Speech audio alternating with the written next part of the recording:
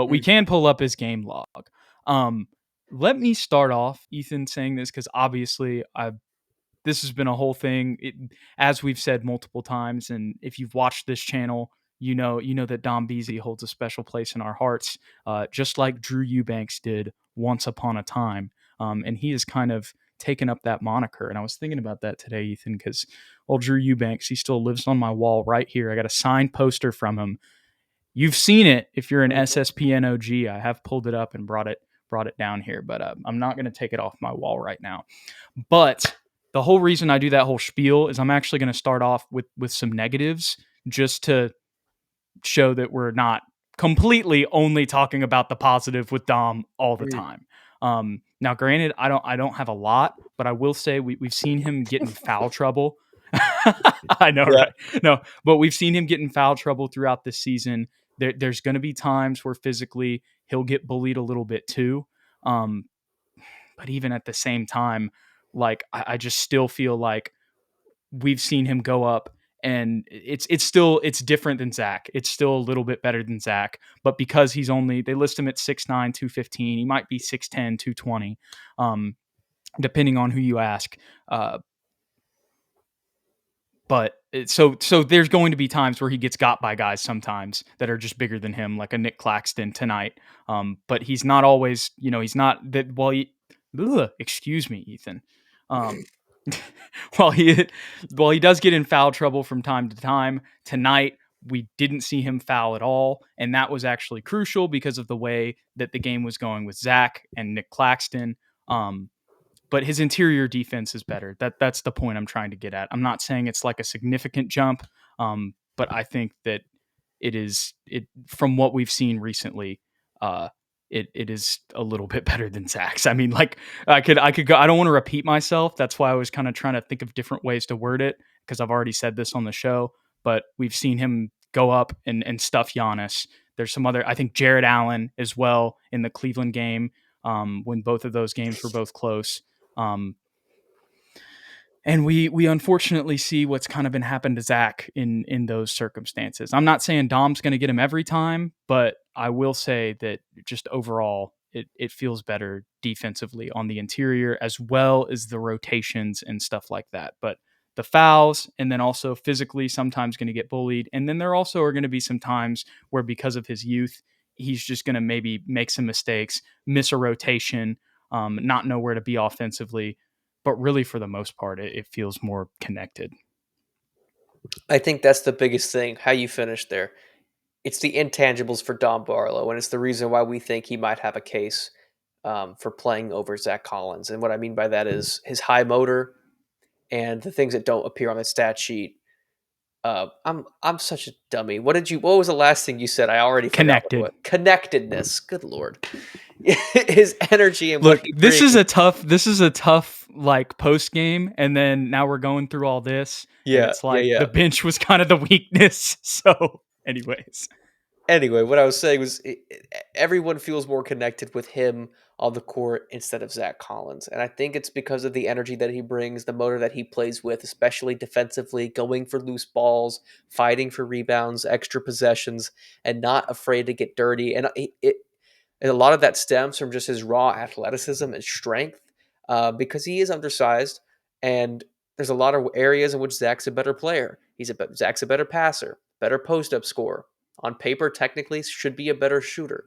But when Zach is struggling offensively, there's really no reason Dom Barlow shouldn't play over him, because in every other way, he might be better. And that's just because of the raw athletic ability and gifts that he has.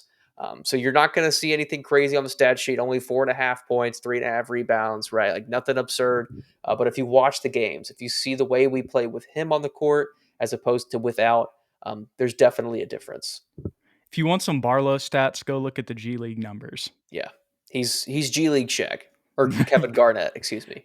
His last game, he had 22 and 12. He was the leading scorer in the G League for the beginning of the year. I mean, every time he's there, it's usually around 20 and 10. Mm-hmm. And it's going to take some time to translate. And the other key thing about Barlow and that's the whole reason why I was intrigued by him. Like, yes, the overtime elite thing and being the first player from there, but he didn't really pick up basketball like full time until he was a junior. And then it Mhm. was like he just got that opportunity at OTE, and then OTE became what it has become. Um, and then now, he's just playing in the NBA. That's why we signed him to a two-way deal 2 years in a row. Um, I don't know if we've done that with anybody yet since the two-way contracts have come out.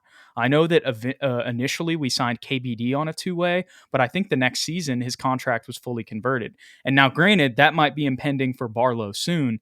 Um, but man, all the stuff that you said, you even mentioned, you talked about Zach's passing. There's even some times now where it's starting to rival Zach a little bit. Now, I'm sure Zach's been teaching him a lot of that, and I still would say that Zach overall is a better passer. But you're seeing his passing develop, you're seeing his shooting develop, the mid-range game. If he can continue to extend that range, we're continue to see that improve. The whole reason I bring all of that up, and I bring up the point of him just starting to play basketball, is he's a late bloomer. So there's just a lot of potential for him moving forward. And that was kind of my point when I made the 20-minute breakdown video of him last season in the spring. It wasn't just like, okay, let's hop on this because, this has kind of become a thing on the channel. It was also like, yes, despite it, the numbers not being crazy last season, if you look at him in the G League and on the floor, for the Spurs and the little spurt minutes he got, there were little flashes of things that you could see. Like I remember even last year saying like he attacks space well. And Mhm. it's like, okay, what are you really describing, Jude? But it's like those were the little things that you could see. He does know where to place himself. Yes, like I said earlier, there might be a little bit of times where sometimes that's out of rhythm because he's like he's thrown into the game the way that he was today, and he's still 20 years old, really playing his first NBA minutes. But the development, it's another testament, like with Blake, to the Austin Spurs staff. And it really feels like he's going to be somebody a part of our future in all seriousness. Mhm. I agree 1,000%. Yeah. And he's the other thing about him is he's got a very solid build for the modern NBA. Yes, he He's does. able to move laterally quickly. Another thing that I mentioned here, and this will be my last thing that we'll mention before we get off, Ethan, and this was a difference that I noticed between him and Zach defensively tonight. That wasn't just on the interior, in post ups against Nick Claxton. There were a couple times I saw early in the game where Schroeder was able to basically kind of, I don't know how to describe it. Like they were like little pull up jumpers kind of in the mid range. Um, and Zach kind of, I mean, he just stayed with his guy, which is what he's supposed to do. But when Barlow was in, he was able to like not necessarily leave Claxton, but he was able to like move enough to where he could at least contest and affect the shot a little bit. And it forced a couple misses on both of those plays. There Mhm. were two misses that I saw where there are two makes that stand out in my mind when Zach was on the floor. And then there was one time where they got him on a lob, but that was because Cam Thomas got beat Blake off the dribble, and Blake never really gets beat off the dribble. That's a testament to Cam Thomas. Mhm. And then Barlow went to kind of contest his layup. And then, of course, whenever Barlow moved over, that left Claxton wide open. And then there was a lob lane. But the defensive awareness, Mm. that's probably how I guess I would describe that, where he's able to, he was almost kind of guarding two people at once. Um, he's more mobile than Zach defensively. That's kind of what I'm getting at there. Nothing to add, Your Honor. Don't call me that again. That's the last time. Okay, nothing to add, Mr. Jude. There you go.